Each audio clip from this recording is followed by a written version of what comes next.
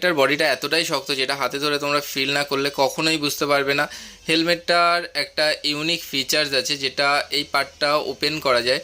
এই পার্টটার main features হচ্ছে কি, কখনও যদি ঠান্ডার সমস্যা থাকে কারোর সাইনাপসের সমস্যা থাকে, এই পার্টটা থাকলে মাথার পিছন থেকে যে হাওয়াটা যায় বা কানে হাওয়াটা যায় কখনোই যাবে না।